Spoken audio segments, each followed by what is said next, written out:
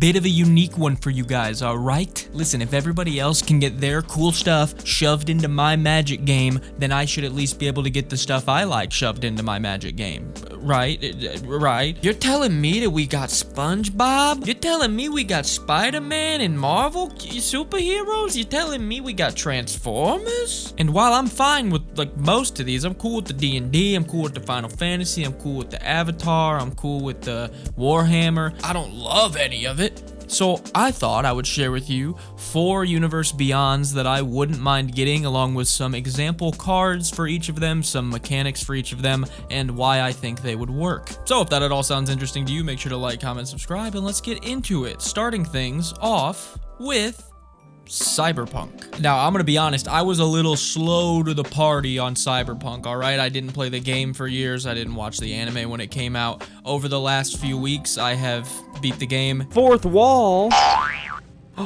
You see that car just fly up over there? In this world, you're normal as hell with no augments and you got a phone. I want to speak to your manager. And you want to speak to the man? You're a fucking modern day Karen lost in a future world.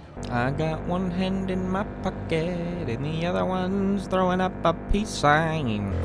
You want to hit a nice light 150 miles an hour. That's the first thing you're gonna want to do. What's all this? Oh, what's all this then? That's a fine idea you do. And I have finished the anime, and I can say it's probably one of my favorite shows I've ever watched and one of my favorite games I've ever played, which is kind of nuts to me that they both were such home runs in my brain. I also immediately wanted to make this video after I finished Edge Runners because I thought it would make such a good Universes Beyond. Cyberpunk's environment and moreover world is one thing above all else, vibrantly futuristic. This game feels so incredibly immense, so lively, making it a great art space for wizards. But don't think it's all peaches and unicorns over here, with addictions, vices, and body-altering cyber enhancements and mental health problems all running rampant. The dark underbelly and feeling in the pit of my stomach, the lack of humanity when I walk around Night City, can't be ignored. The dog-eat-dog mindset of some of the corpo entities in the game not only hits a little close to home, but also lends itself a great design space for wizards. Plus, we've already had an aesthetic like this. We had Neon Dynasty, which is kind of cyberpunky. I feel like it's already been proven that we like that aesthetic, so this seems very doable. Aspects of the game translate so well into Magic in my eyes. First off, Magic plugs into Cyberpunk great with all the futuristic cars being crewable vehicles, the different locations, clubs, streets, factories, buildings would make some gorgeous lands. The way everybody enhances their body being great for the evolve mechanic or leaning into the Simic color pie. But the first thing I thought of was the body enhancements that almost everyone in the game has, whether it's ocular enhancements to see better or a pair of mantis blade arms to slice people on the go. We gotta get out the blade for this. Pretty much everybody has these augments in the game. The only issue is if you get too many of these augments, you can go through cyber psychosis and lose your mind.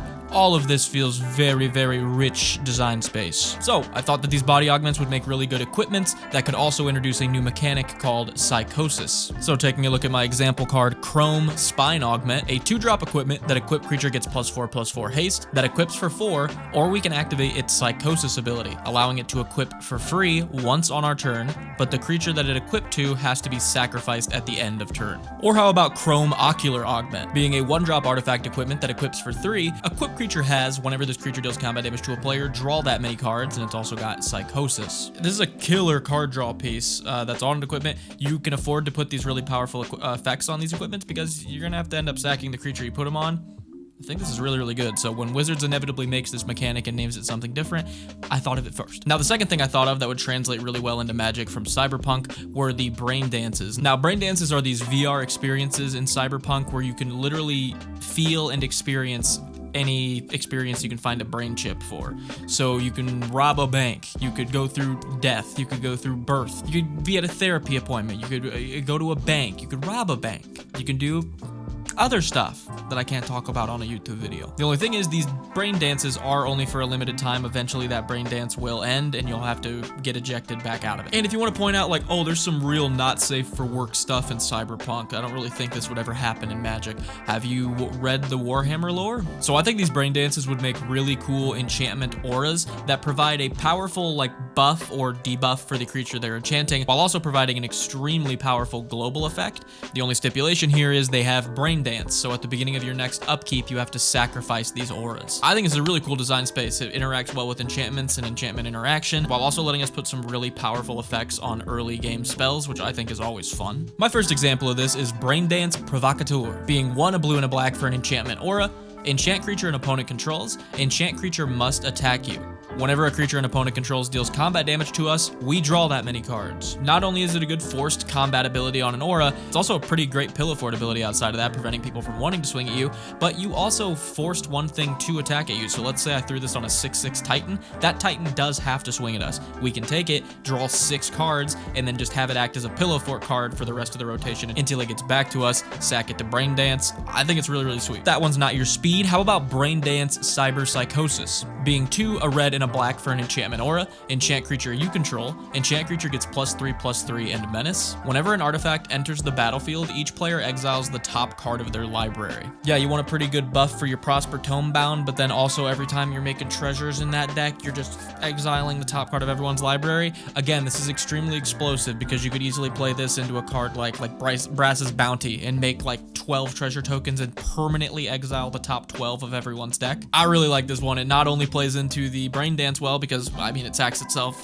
Brain dances are short-lived. You get it. It also plays into the Cyber Psychosis really well because not only is it +3/+3 and menace to allude to the aggression that comes with Cyber Psychosis, but it also exiles cards off the top of people's decks, which kind of feels like people losing their memories permanently, which is a side effect of Cyber Psychosis. So, great design space. My conclusion is you've got great landscapes, tons of lore, an extremely dense filled world to draw from, as well as a creator that is a total nerd and I think would 100% be down with this collaboration. I mean, he literally made Fortnite skins. I think this would probably be another thing he'd check off his list very happily. But maybe the Cyberpunk's not your speed. Let's move on to Amory Wars.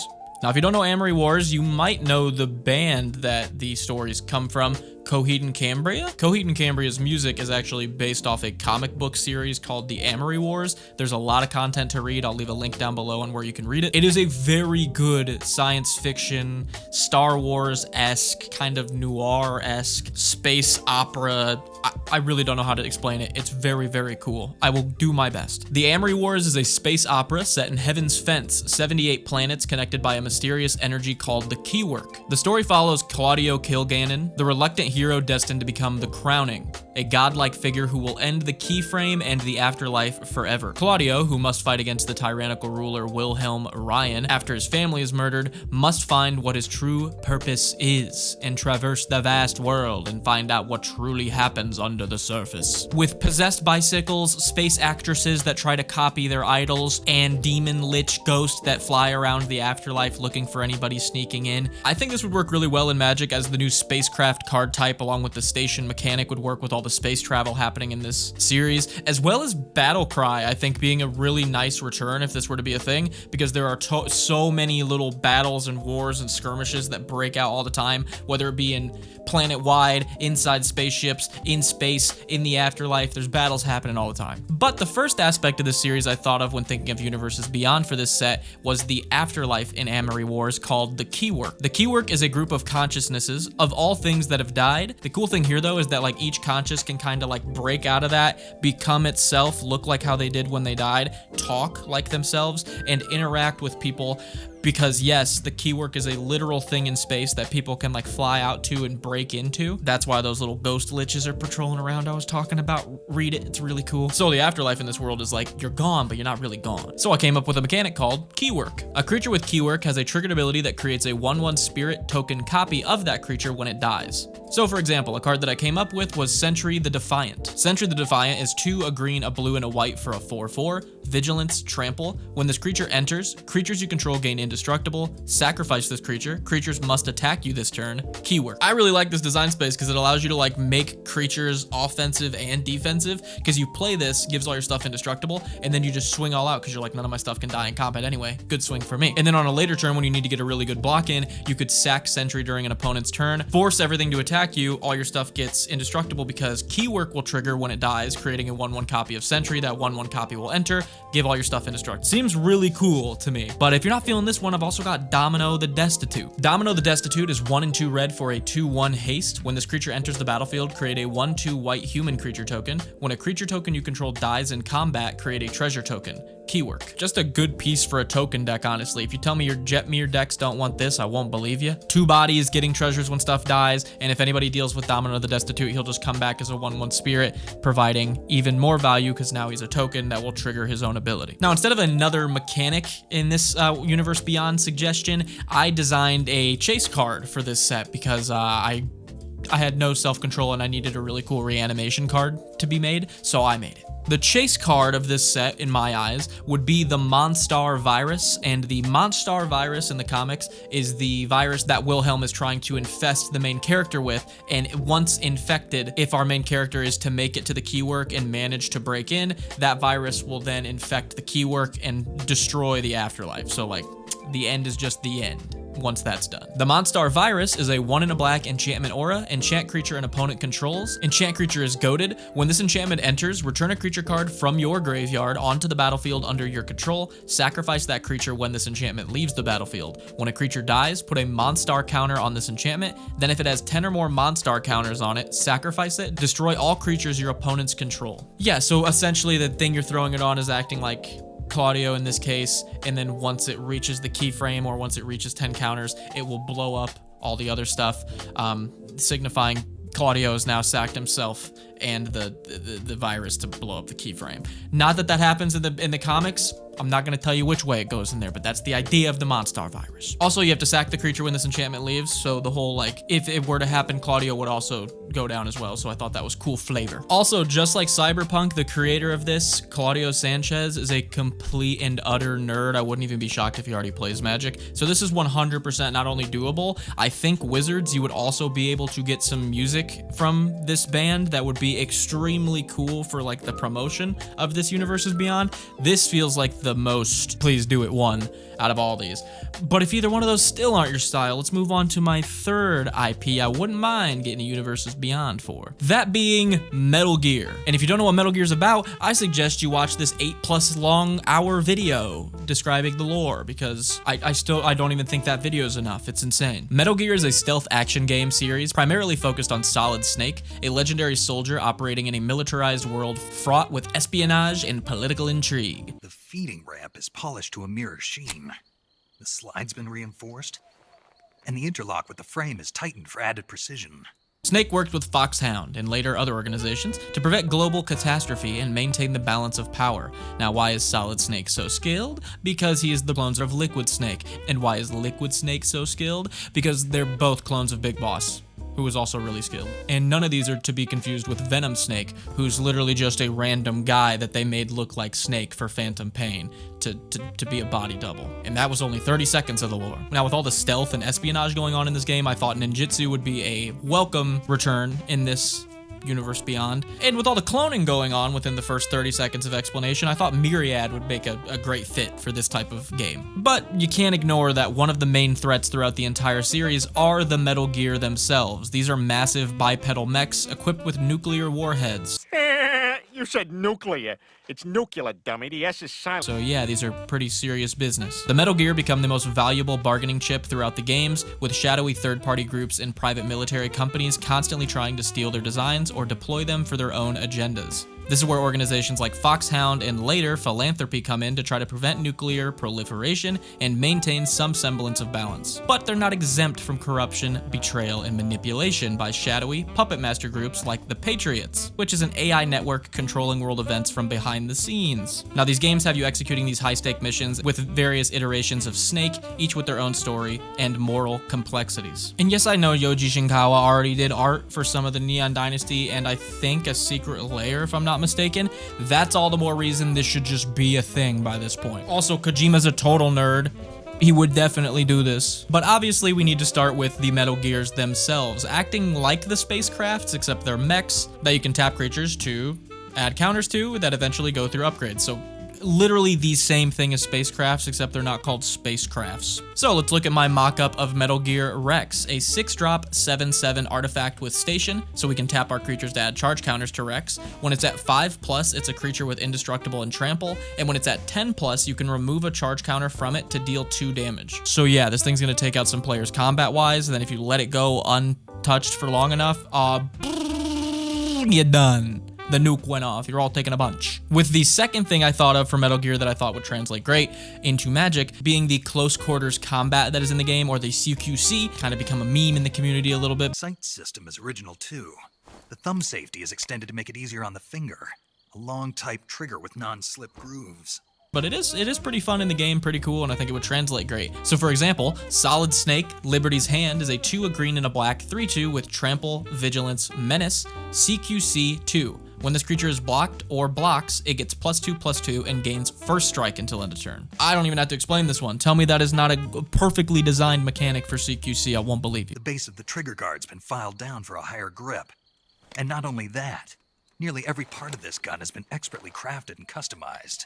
And finally, the last IP that I think would make a great universe beyond, and you might completely disagree, alright? That's why these are the ones I like. I disagree with some of the other ones, alright? What if we hit you with some X-Files? Now, if you don't know what X-Files is, you've been living under a rock, and you really need to watch it because it is one of the best TV shows ever made. It follows Agent Mulder, who is an FBI agent who runs the X-Files division, who investigates alien activity, paranormal activity, anything like that that can't be explained, really? With the follow-up character being Agent Scully, who is sent by the FBI to tag along with Agent Mulder to all of his investigations to see the validity of this entire branch and see if they even need to be wasting the money on it. That's not really the reason. It's that Mulder's actually kind of getting close to what they're actually doing, but for all intents and purposes, they're seeing if he's wasting money. Now, this series follows like an episodic Monster of the Week formula for the first few seasons with a plot line going through all of it. So if you want to just watch random episodes here and there or watch the whole thing for the story, both viewing experiences are fantastic. Now, with the government doing all these secret activities and trying to keep everybody hush-hush, I feel like some Azorius mechanics like Detain could make a return in a set like this. And of course, all of the little clues and lore information that are in the episodes would lend itself to the clue tokens. So I think both of those would work really well with this. But in terms of new mechanics, the first thing I thought of were the abductions that happened throughout the show. The only time he reacted was when he saw the dead body.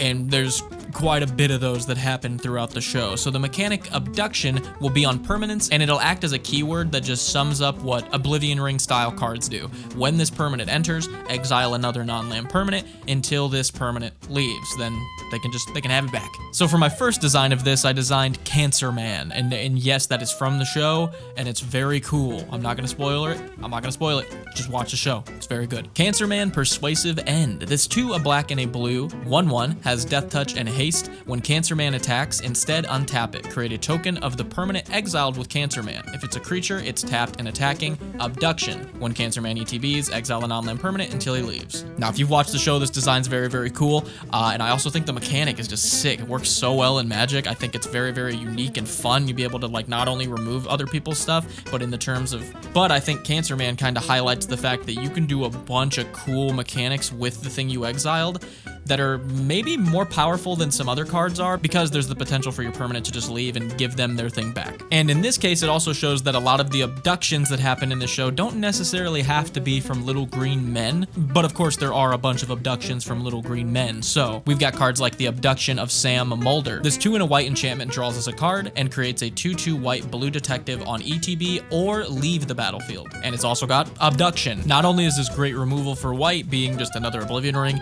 it also gives you some built-in card draw when it enters and leaves. So I think this is a great design space. Again, you can put this on a card because eventually the removal is probably going to go away, so you can tack on some extra card draw.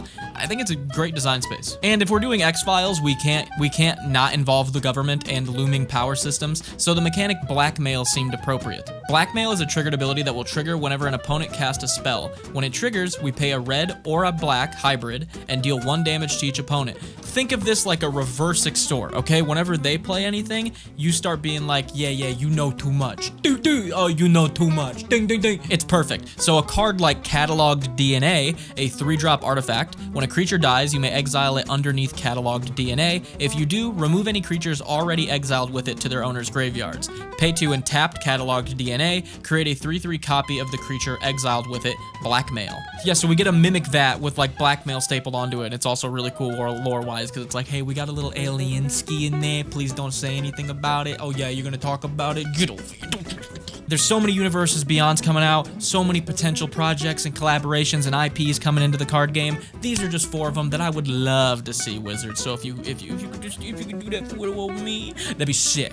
And if you guys could like, comment, and subscribe for little old me, that'd be sick. And if you also want to check out the Patreon or the YouTube members page, it starts as low as $1 a month. Helps me out a ton. You also get to submit your decks for Friday Night Deck Reviews. So if that interests you, links for that down below. With that, let me know what some Universe Beyonds you would like to see are. And I hope you guys are having a good day. Peace.